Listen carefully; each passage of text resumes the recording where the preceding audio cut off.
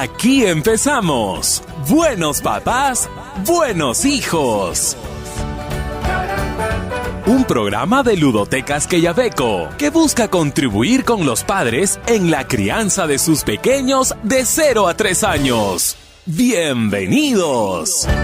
¿Qué tal, amigos? ¿Cómo están? Bienvenidos a Buenos Papás, Buenos Hijos. Los saluda Vanessa Mercado y el día de hoy iniciamos el primer programa relacionado a la educación de nuestros hijos. Como ustedes saben, este es un programa radial de Ludotecas Quellaveco y lo que buscamos es compartir con ustedes, papás, mamás, todos los consejos, casos y tips de cómo estimular, formar y educar a sus hijos desde muy pequeñitos, desde la primera edad de 0 a 3 años, que es donde adquieren la mayor parte de sus conocimientos. Pero para que sus niños sean buenos hijos, ustedes primero deben ser buenos padres. Y es que existe una enorme diferencia entre ser papás y ser buenos padres. Algunos papás piensan que todas las responsabilidades con los hijos pues solamente consisten en alimentarlos, vestirlos y educarlos. Pero finalmente, ¿qué significa educarlos, no? Algunos dirán pues matricularlos en el colegio, enseñarles modales. Seguramente pues muchas mamás dirán enseñarles a que se porten bien. ¿Ustedes qué piensan? A ver, bueno, reflexionemos un poco verdaderamente. ¿Se podrá educar a niños de 0 a 3 años de edad? ¿Entenderán y aprenderán modales o a portarse bien nuestros hijos a esa edad? ¿Cómo se debe educar al niño? ¿Quién debe hacerlo y qué podría pasar con mi hijo si recibe una correcta educación? Hoy tenemos un tema importantísimo porque de aquí se desprenden varias de nuestras funciones como padres. Hoy hablaremos de cómo educar a nuestros hijos desde que nacen.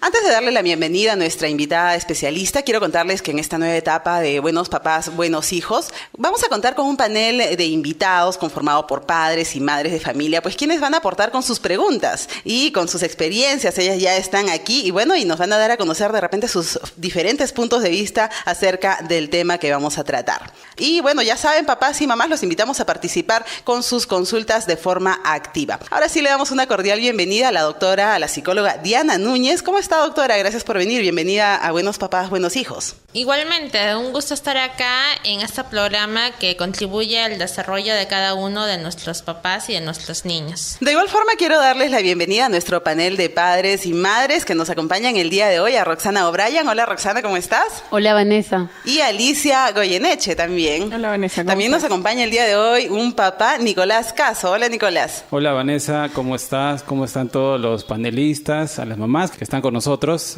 Y gracias por la invitación. Muchísimas gracias a ustedes por acompañarlo. Y para que puedan despejar todas las dudas aquí con la doctora especialista, la doctora Diana Núñez. Bien, doctora, queremos empezar a desarrollar el tema preguntándole, ¿qué significa ser padres? Es algo muy complicado, pero se puede encerrar en simplemente propiciarle un bienestar a nuestro hijo, ya sea físico, emocional, que le permite desarrollarse en una sociedad y convertirse en una futura persona o ciudadano productivo. Muchos se preguntarán, ¿qué funciones debe cumplir los padres para favorecer la educación de los hijos? Las funciones básicas que yo considero que deben estar en su formación va a ser siempre favorecer, estimular o propiciar el aprendizaje, fortalecer todo lo que es la parte emocional y también debemos estimular la adaptación social, incursionarlos en el mundo o en la sociedad. Doctora, es muy importante los primeros años de vida, de 0 a 3 años, en cuanto al aprendizaje. ¿Cómo se puede enseñar a un niño de esta edad?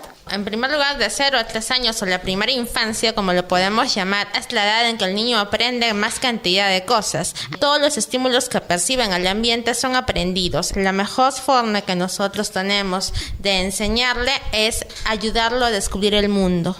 A veces, doctora, los padres, para educar a los hijos tendemos a decirles mucho no. Entonces, queremos saber qué efectos causa en un niño decirle no constantemente. Lo primero es de que el niño va a tener miedo a las nuevas experiencias porque el temor que siente la mamá o el papá se lo va a transmitir al niño. Y en segundo lugar también va a ser de que esto va a impedir que el niño tenga apertura a conocer nuevas cosas, ¿no? Si yo le freno a mi hijo y le digo no sales de tu cuarto, no sales de acá, entonces ¿cómo voy a ver que él aprenda? Si la forma de aprender del ser humano es simplemente experimentando. Entonces es bueno ayudarlo a explorar, pero ¿de qué forma podemos acompañarlos en esa exploración? Podemos acompañarlos en el cotidiano del día. En vez de decirle, no puedes salir al parque con él, por ejemplo. No puedes estar solo, llevarlo yo y explicarle. No tanto decirle, no toques esto porque es peligroso, simplemente porque no, sino explicarle porque no. O sea, ¿y qué puede pasar si es que lo haría, no? Darle una explicación racional a los niños de alguna manera ayuda a minorar la ansiedad que sienten ante el no. Porque a los 2 años particularmente todo lo que uno le dice a un niño no es lo que el niño quiere hacer. Roxana, ¿tú tenías una consulta que hacerle a la doctora? La consulta sería, ¿cómo a un niño de 11 meses explicarle que no debe hacer algo porque es peligroso? ¿Cómo podríamos explicarle que no lo haga sin utilizar tanto la palabra no, no, no? Bueno, si es tan pequeñito, los niños aprenden por modelamiento. Cuando son más pequeñitos, los niños, ¿qué empiezan a hacer? Empiezan a hacer o a imitar las conductas de los papás. Si yo le modelo que no puedo hacer algo, entonces él no lo va a hacer. Pero si yo le digo, tú no tocas la cocina y yo estoy cocinando delante de él, pues va a ser un poco difícil que él no lo entienda. Pero, por ejemplo, en el caso de cosas esenciales, como por ejemplo bajarse de la cama, ¿no? Uno se baja de la cama, sube y baja de la cama con gran facilidad, pero por obvias razones un menor no puede hacerlo porque se puede caer, ¿no? Entonces, yo tengo mi nano y es difícil explicarle que la cama es muy alta todavía para que él se pueda bajar. ¿Cómo hacer que él entienda que es peligroso, que se puede golpear? En ese ejemplo que me pone, lo ideal sería acompañarlo a bajar de la cama solo y que él mismo sienta lo difícil que puede ser para él. Entonces, no que solo yo lo sienta, sino que el mismo niño lo sienta, que no puede mantener el equilibrio o que es muy alto para él y entienda de que realmente es una situación que él no puede controlar. Uh-huh. Ahora, de acuerdo a la edad del niño, ¿qué deben aprender los padres sobre sus hijos? Es muy diferente, ¿no? O sea, yo creo de que aparte de las nociones básicas que todo papá debe tener en cuanto a qué debe desarrollar un niño, ¿no? Ejemplo, ¿no? A los 3 meses, si yo veo que mi niñito no para bien la cabecita, yo digo, algo está mal. Si a los 6 mesecitos él no se sienta, yo debo aprender de que hay un retraso en la parte motora, ¿no? Si al año mi niño no comienza por lo menos a ayudarse a vestirse solo, poner las manitos de alguna manera, entonces algo está pasando con la parte social. Yo creo que es importante que todas las mamás y todos los papás en sí sepan las cuestiones mínimas del desarrollo evolutivo del niño, porque solo así puedo saber qué está bien y por dónde vamos en buen camino y qué no está yendo por buen camino y de repente puedo fortalecerlo. Alicia, ¿tú tenías alguna pregunta para la doctora con respecto al tema que estamos tratando? Mi consulta es, a mi hijo, por ejemplo, yo juego con él tiene 2 años. Yo le digo, él entiende, como usted dice. Él entiende cuando dices, no bajes porque te puedes caer, no puedes agarrar porque es malo. Él sabe, pero a veces es intolerable su capricho. O sea, grita, se tira al suelo, no sabe qué hacer, hace un montón de escándalo. Bueno, y esa situación no sé qué hacer. Bueno, ahí me parece que es más que todo un problema de límites, ¿no? ¿Qué nos detienen al ser humano como adultos? El autocontrol, ¿no? Nosotros sabemos que no debemos, pero en el niño esta parte no está desarrollada. Entonces, ¿cómo funciona un niño? Con límites. Entonces, yo le debo poner los límites. Ahora, hay una edad crítica que usualmente es el margen de los 2 años, en lo cual es una lucha entre el papá y el niño. Y el niño quiere pues que se haga todo lo que él quiere y el papá dice no. Y sobrevienen los berrinches, realmente, y hay todo tipo de berrinches. Lo que uno debe hacer ante un berrinche es ignorarlo, ¿no? Porque con un berrinche un niño es la única manera que él tiene de hacer que el papá le haga lo que él quiera. Entonces, la primera vez que el niño comienza a llorar, hacerle ver que llorando no va a conseguir nada. Al principio, lo que va a pasar es intensificar la conducta. O sea, si antes lloraba 5 minutos, ahora va a llorar 15. Pero nosotros debemos mantenernos y decir no. O sea, porque si nosotros ahí cedemos, el niño va a aprender que, ya, entre más escándalo hago, más caso me hacen. Ya, si me tiro al piso, más caso me hacen. Entonces, uno debe decir, cuando debe aprender a decir, ignoro la conducta de berrincha, le ignoro hasta el final. No importa se ponga azul, verde, se tira al piso o lo que sea en la calle, si yo comienzo a ignorar la conducta, le ignoro hasta el final. Y así le doy el mensaje de que si él me habla, yo lo escucho, pero si me grita, si me llora, no lo entiendo y no le doy ese reforzamiento. Muchos pensarán pues que en esta edad de 0 a 3 años los niños podrían no entendernos. Eso es lo que la mayoría de las personas piensa, pero realmente no es cierto. El niño comienza a tener un lenguaje comprensivo a partir del 1.5 años y a partir de los 2 años ya sabe lo que es la obediencia. Entonces, cuando nosotros le decimos a un niño no debes hacer esto y lo hace, no es porque no sepa que no lo debe hacer, simplemente no lo hace porque no quiere hacerlo. Doctora, yo soy padre nuevo, tengo un hijo que está por cumplir 6 meses.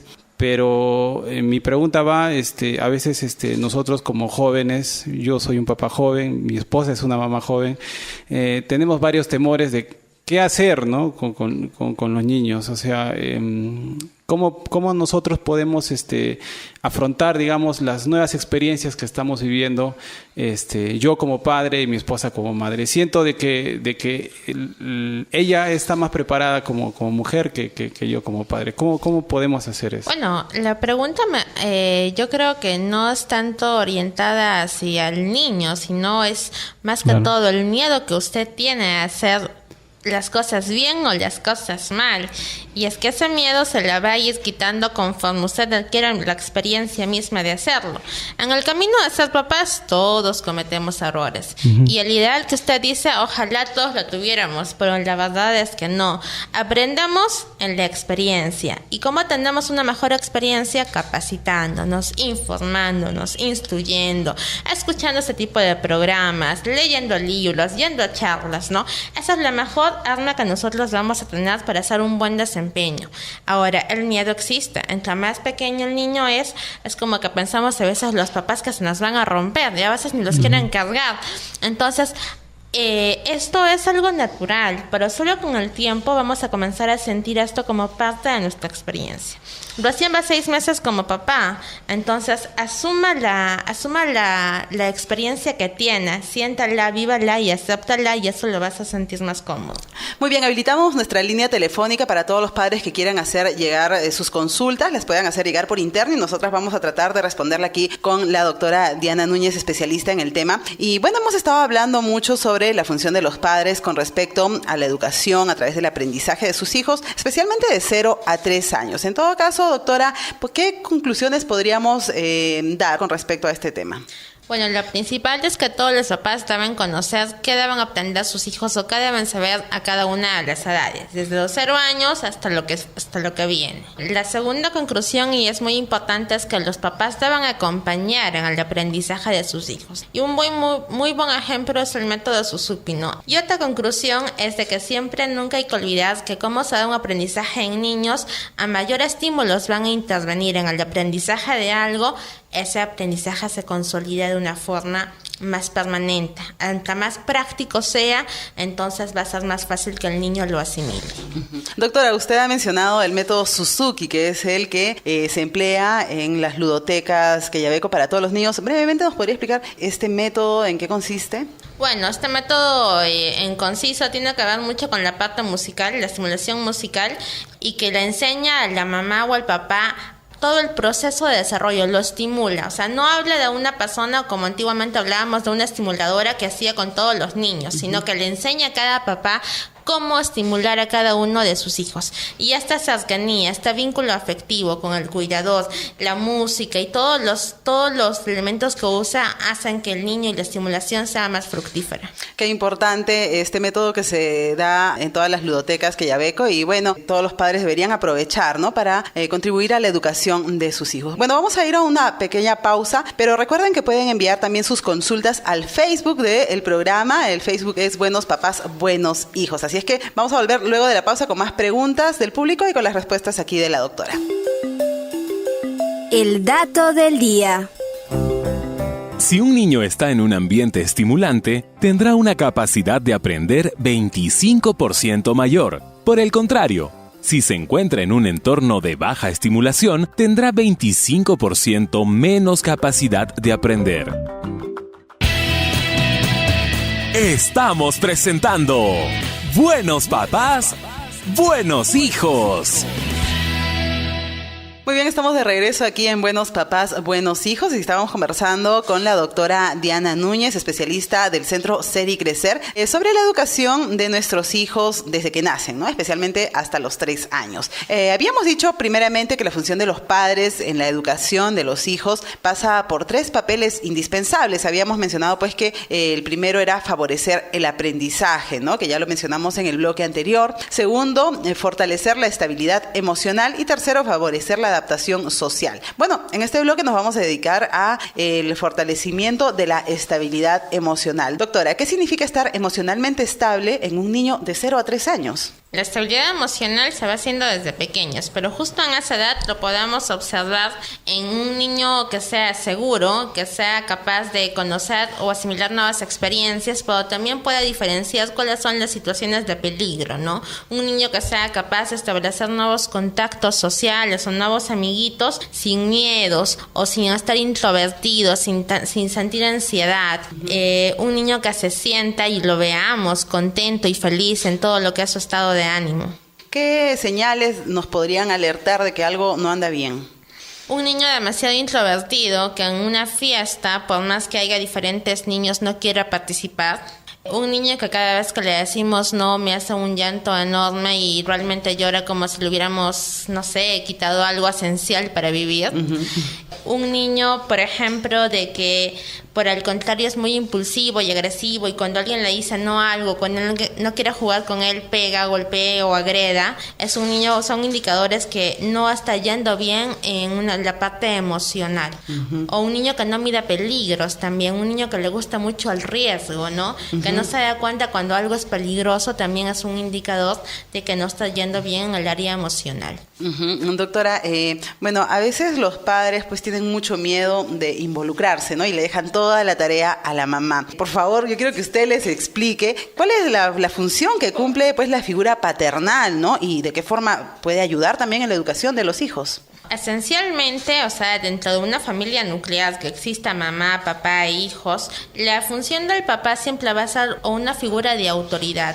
Aquella figura un tanto fuerte, más fuerte que la mamá, porque la mamá es la más cálida, la que da mayor tipo de afecto, y es el papá usualmente que debe ser esa figura. Cosa que no he dicho que se da en todos los casos. En los casos en que las familias son incompletas o son agregadas, no se da este tipo de rol.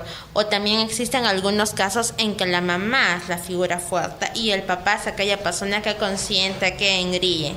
Pero en realidad la función del padre va a variar conforme al contexto, pero algo muy importante que es que va a contribuir a la seguridad del niño. Siempre una figura paterna siempre va a contribuir a la seguridad de un niño o una niña. Bueno, doctora, muchas veces el problema también, como bien lo ha dicho, pues es la dependencia emocional de los padres hacia los hijos, ¿no? ¿Cuáles son los errores más comunes que cometen los padres? Tenemos todo tipo de papás. Tenemos el tipo de papá de que decide hasta con qué juega su hijo. Hijito, vamos a elegir un juguete. Yo lo elijo por ti, hoy día vas a jugar fútbol, porque quiero que seas un gran futbolista.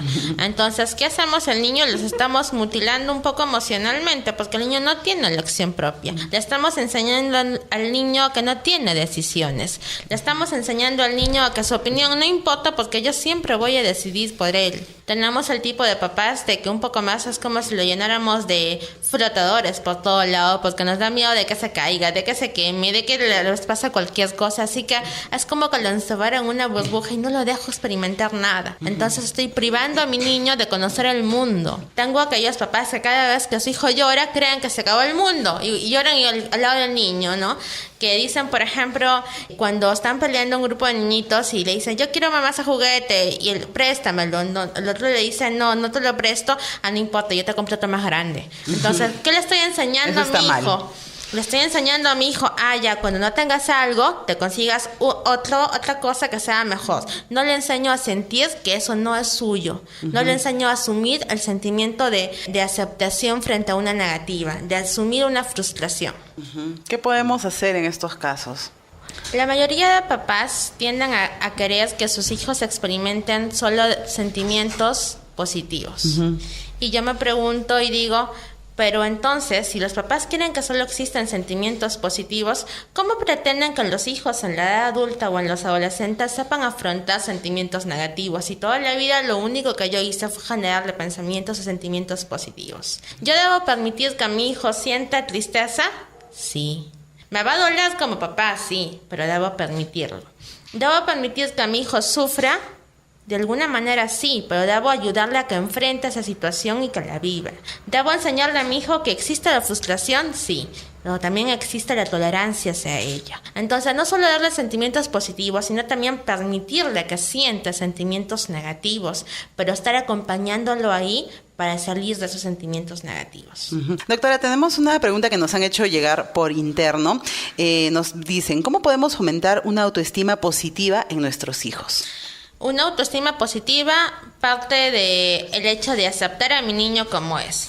Si yo quiero que mi hijo sea, no sé, yo era el mejor futbolista del colegio y era full deportista y mi hijo resulta pues ser nerd porque le encanta a todo este mundo, pues aceptarlo y quererlo como es, porque debo conocerlo y saber que es un ser muy diferente a mí. Entonces, autoestima positiva parte de aceptar a mi niño como es y también permitirle tanto sentimientos positivos como negativos.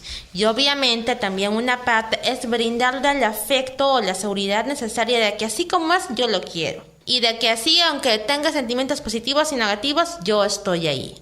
Yo creo que estas tres cosas son esenciales para fomentar una autoestima positiva en un niño. Vamos con algunas preguntas del panel. Sí, doctora, yo quería preguntar algo, ¿no? He escuchado de que hasta los 3 años el hijo como que le pertenece más a la madre y a partir de los 3 ya empieza el padre, digamos, a tallar, ¿no? Más la figura paternal. Quiero que me diga cuán cierto es esto, ¿no? Y sobre esta pregunta quiero también preguntarle, como que hasta los 3 años le es un poco difícil disciplinar al padre porque el niño es muy pequeño, ¿no? Es muy chiquito. ¿Cómo puedo disciplinar pero con amor, ¿no? A ver, 2 cositas. En primer lugar, el niño no le pertenece a nadie. El niño se pertenece a sí mismo, ¿no? Qué bueno. Le acompañamos en el proceso tanto a la mamá o al papá. Ahora, ¿cuánto le acompaña a cada uno? Depende de cada familia. Hay papás que incluso pasan mayor tiempo con los niños que las mamás, ¿no? Entonces, eso depende de la familia y cuánto yo quiero participar en la vida de mi hijo. Y sobre el segundo punto que me dices, los niños tienen la capacidad de obedecer desde los 2 años. O sea, ¿qué pasa a los 2 años? A los 2 años el niño es como que caminara por el mundo diciendo, póngame límites, necesito que me digan qué y no debo hacer. Entonces, ¿quién decide no ponérselos? Los papás. ¿Por qué? Porque es más fácil. Entonces, ¿yo qué prefiero con papá? ¿Ver a mi hijo llorando? No, a nadie nos gusta ver al niño llorando. Entonces, ¿qué hacemos? Ahí mejor es que no llore, le doy todo lo que quiera. Es más cómodo decirle ya esto, ¿no? Mamá, no quiero comer este día. No importa, hijito, yo te preparo. ¿Qué quieres? Huevito frito, ya, esto para ti. Es más difícil hacer que él haga lo que tiene que hacer. Entonces, no va con una cuestión de que es difícil, yo creo, sino con una cuestión de hábito y que los papás entiendan que esto es lo más positivo y más constructivo para ellos. Que la obediencia se aprenda desde pequeños. No se instaura a los 12, 14 años, se instaura desde chicos. Doctora, hay un caso, digamos, mucho se ve, ¿no? Que a veces la mamá castiga, digamos, al niño, ¿no? Pero el papá le dice, no, hijito, y lo consuela. Entonces, ¿esta contradicción será buena para el niño? No, definitivamente no. Cuando existe una familia debe haber lineamientos de autoridad. Autoridad son los padres, el hijo tiene que obedecer. Cuando la persona desautoriza a la otra, entonces genera en el niño una duda. Ah, ya, entonces, ¿quién tiene más poder acá? El papá. Ya. Entonces, cuando yo quiero otra cosa, voy donde el papá. Entonces, en primer lugar, me genera hijos manipuladores. Que cuando quieran van donde el papá y cuando quieran van donde la mamá. Entonces, eso es problema básicamente de que no hay comunicación en la familia o en los padres, ¿no?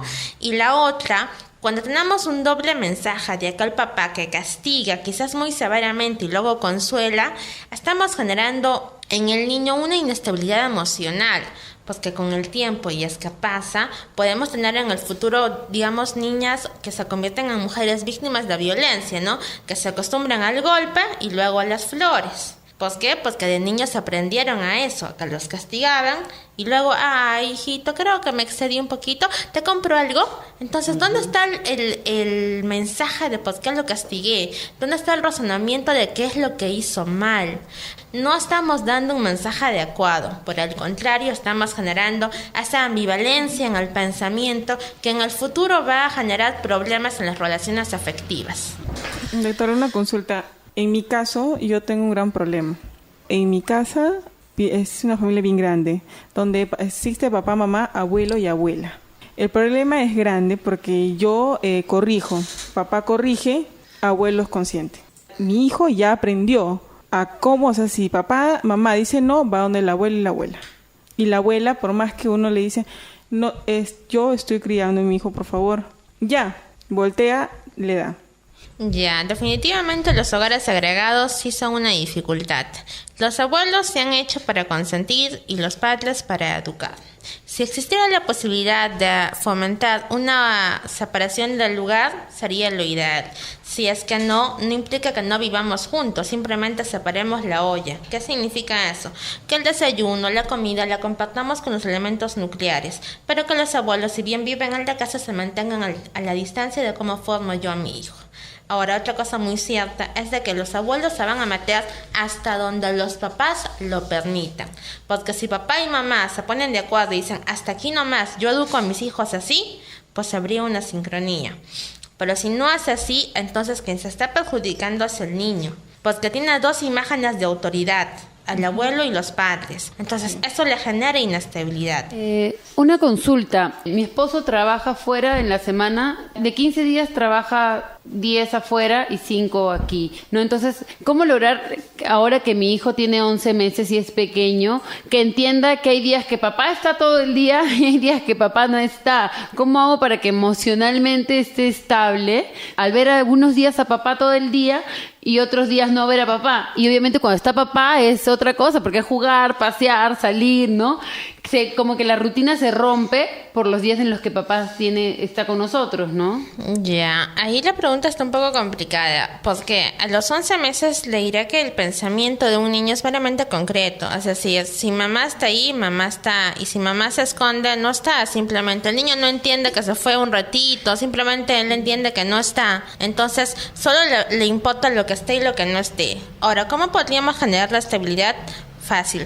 El hecho de que mi esposo venga cada 10 días no implica que yo altere mi rutina diaria. No, él tiene que adecuarse a mi rutina, no al revés. No, porque es mi vida, es mi hogar, donde yo tengo mis hábitos, mis rutinas, y él debe adecuarse a lo que es mi hogar. Es la única forma que yo le puedo dar estabilidad. Porque el hecho de que mi hijo sepa que papá no está o que papá no, es imposible, porque todavía está muy pequeñito y no tiene desarrollado el pensamiento abstracto, ¿no? Él no piensa que papá está trabajando en otro lado, simplemente sabe en su cabeza que la figura no está. Antes de ir a la pausa del programa, ¿a qué conclusiones podríamos llegar? La primera, importante para que un niño se sienta estable, debe sentir el afecto y el cariño de los papás, de ambos, de papá y mamás, porque eso le da seguridad. Segundo, de que un niño debe experimentar tanto emociones positivas como emociones negativas, porque esto va a ayudarle a incorporarse a un contexto realista donde pueda sentir estos tipos de emociones. Y la tercera conclusión sería la aceptación, ¿no? Nosotros debemos aceptar al niño con sus características individuales que él tiene, no las que yo quiero que tenga, sino las que él tiene y con las que viene. Respetar sus gustos, sus intereses y así hacerle sentir mi afecto hacia él. Muy bien, entonces con estas 3 importantes conclusiones, ¿qué les parece si vamos a escuchar divertidísimos padres de familia?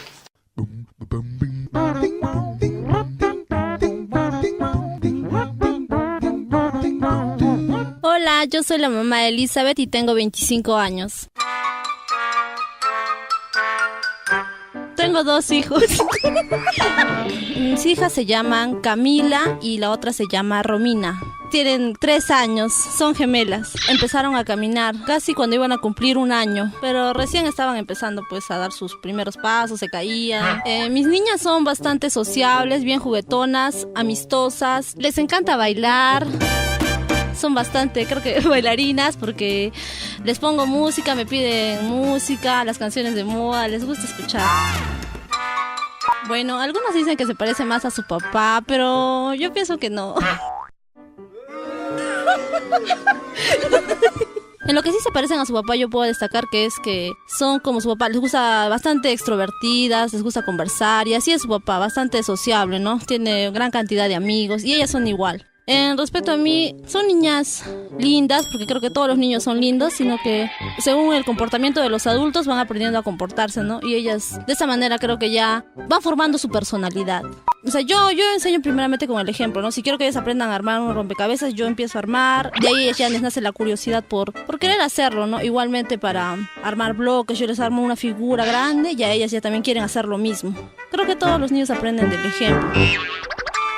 En las ludotecas, mis niñas han aprendido creo que a socializar primeramente, porque yo cuando las llevé ellas eran un poco retraídas y a través de ello empezaron a conocer otros niños y ya se volvieron más sociables, curiosas, porque también he visto que tienen bastantes juguetes y juegos didácticos que son para los niños pues de su edad pequeños. Lo que más me ha agradado ha sido que las profesoras que están ahí enseñan a través de canciones, juegos y dan también a los padres consejos de cómo tienen que incentivarle a sus niños a que puedan aprender, ¿no? Y despertar su curiosidad. Por ejemplo, mediante canciones les enseñan a recoger sus juguetes, a ser ordenados. También mediante sus juegos yo he visto que han aprendido a no tener miedo, ¿no? Empiezan a tener más confianza en ellos mismos.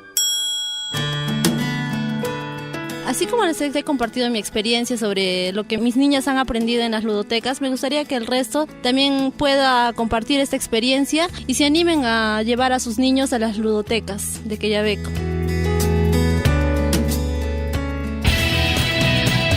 Estamos presentando Buenos Papás, Buenos Hijos.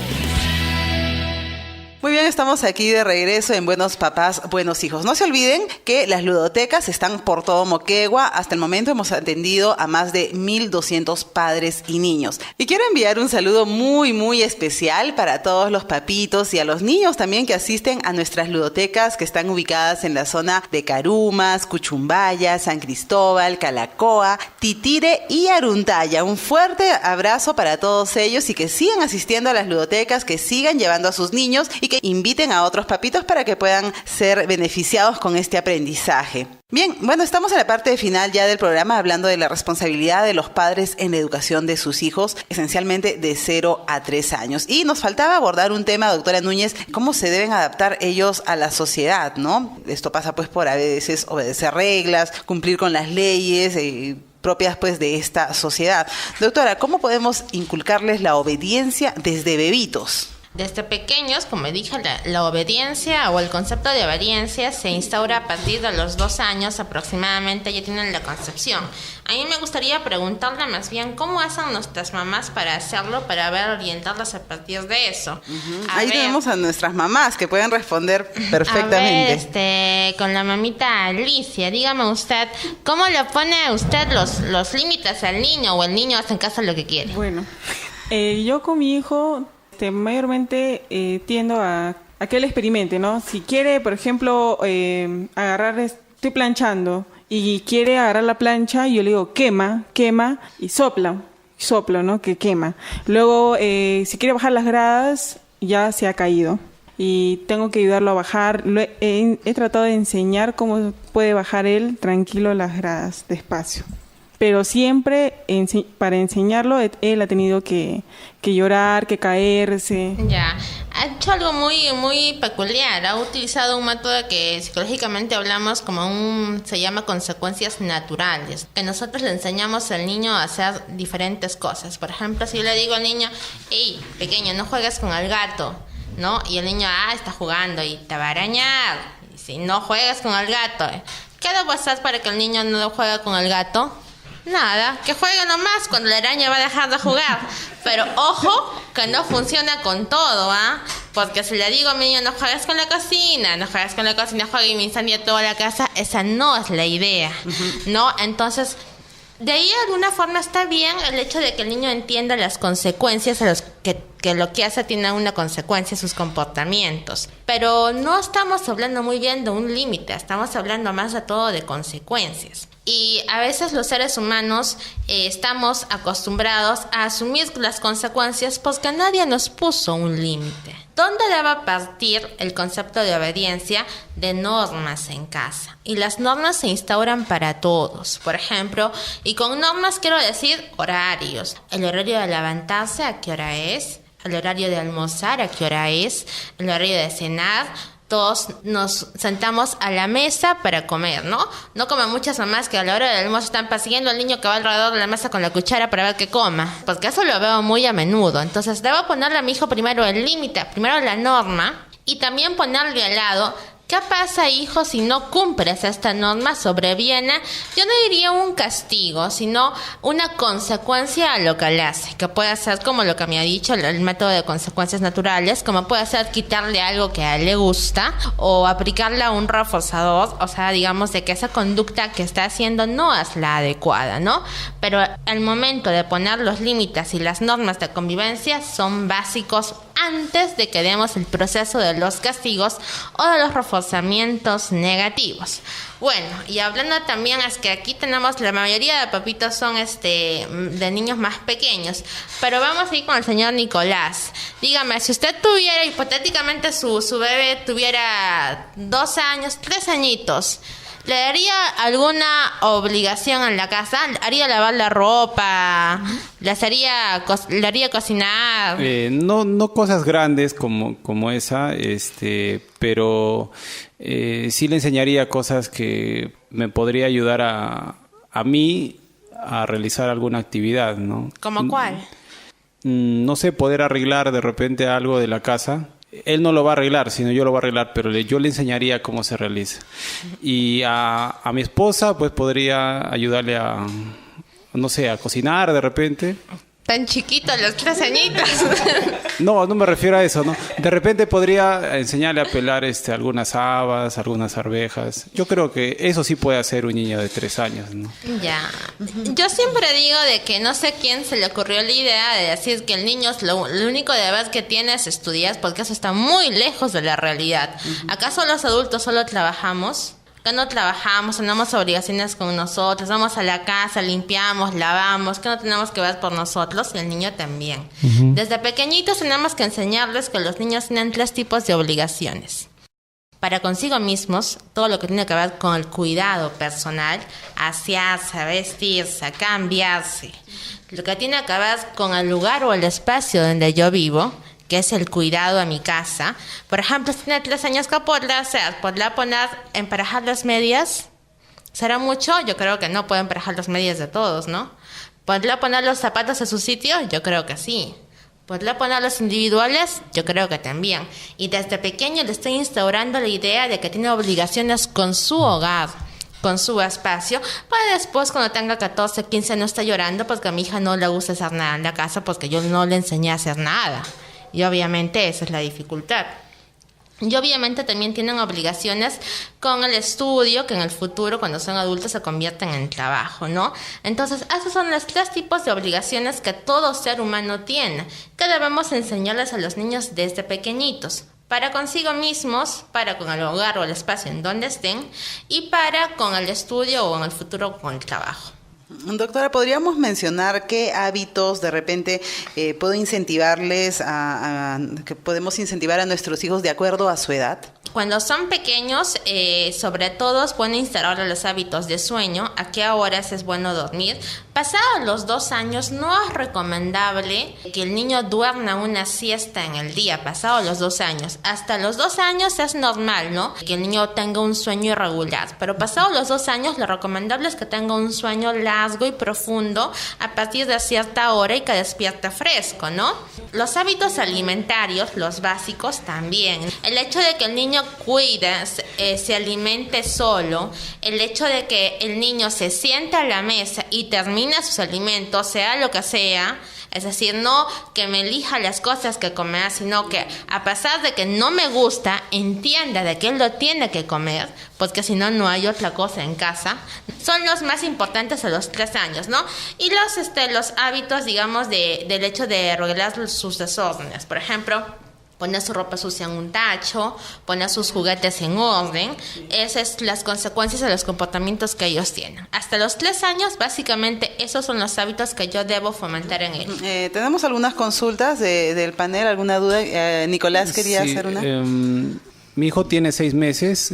¿Cómo yo puedo adaptarle a la sociedad? ¿Con qué frecuencia debo sacarlo? ¿A qué edad debe empezar a conocer a otros niños? Me dijeron de que regularmente se tiene que ver en el espejo para que se reconozca el mismo. ¿Cómo puedo trabajar en ese aspecto?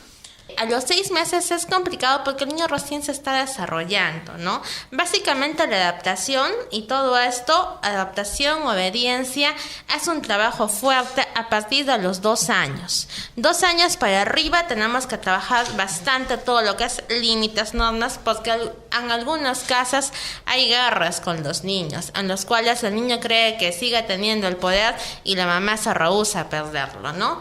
Pero cuando son más pequeños, la cuestión de afecto y desarrollo psicomotor es lo más principal. Muy bien, doctora. Bueno, creo que ha quedado clarísimo, ¿verdad? Bueno, quiero agradecer a nuestros panelistas por habernos acompañado el día de hoy. ¿Algo más que deseen agregar? Bueno, a las mamitas, de repente hacer una invitación para que lleven a los niños a las ludotecas, Roxana. Muchísimas gracias por toda la información. De hecho, que a veces uno no sabe bien cómo debe actuar con seres tan pequeñitos, ¿no? Sobre todo por el amor que les tenemos, que pensamos que son muy frágiles y cualquier cosa podría lastimarlos emocionalmente, ¿no? Si uno lo hace mal. Y sí, efectivamente, las ludotecas uno aprende muchas cosas, sobre todo creo que que tu niño socialice con otros niños y pueda ver la realidad de diferente punto de vista, ¿no? No solamente el que tiene en casa, que es el del entorno cercano, ¿no? Y muchas gracias por la invitación, realmente encantada. Muy bien, muchísimas gracias a ti, Roxana. Alicia, tú también has estado yendo a la ludoteca con Jorgito, ¿verdad? Bueno, ¿qué les recomendarías a las madres? Muy recomendable que vayan, que sus niños van a estar felices, van a todos los días crecer, van a estar más, se van a socializar, van a estar más estimulados. Muy bien.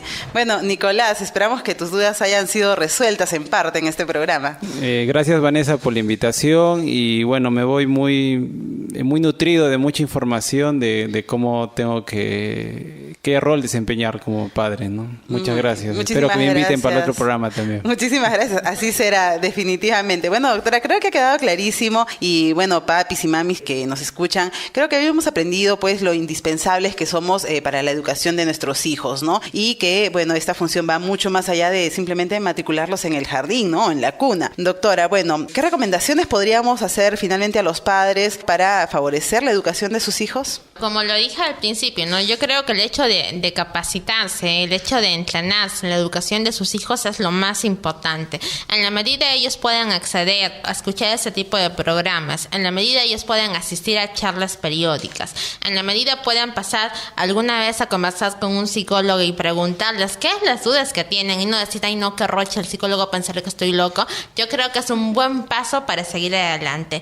Nosotros como psicólogos o como profesional de la salud nos importa simplemente el bienestar de cada uno de nuestros pacientes, de nuestros niños o de nuestras familias que acudan a nosotros. Entonces, estamos para servirlos y yo creo de que de igual manera los papás que están interesados en ser buenos padres o en promover el desarrollo adecuado de sus hijos, tienen que preguntarlo. Muy bien, muchísimas gracias, doctora. Pues a ella la pueden encontrar en el Centro Psicológico Ser y Crecer, ¿verdad? Estuvo con nosotros la doctora Diana Núñez. Y bueno, muchas gracias también a las mamis y papis del panel que han estado el día de hoy muy activos con sus preguntas y al público que nos escucha por su gentil sintonía. No se olviden que pueden visitar nuestra página del Facebook. No se olviden que en el próximo programa hablaremos sobre los límites que debemos poner a nuestros hijos. Esto será un acto de amor. Muy bien, lo resolveremos en el próximo programa. Será conmigo hasta la próxima. Muchísimas gracias. Hemos presentado Buenos Papás, Buenos Hijos. Un programa de Ludotecas Quellaveco que busca contribuir con los padres en la crianza de sus pequeños de 0 a 3 años. Ludotecas Quellaveco, un programa implementado por Anglo American Quellaveco y ejecutado por Ser y Crecer, Centro de Tratamiento y Desarrollo Integral.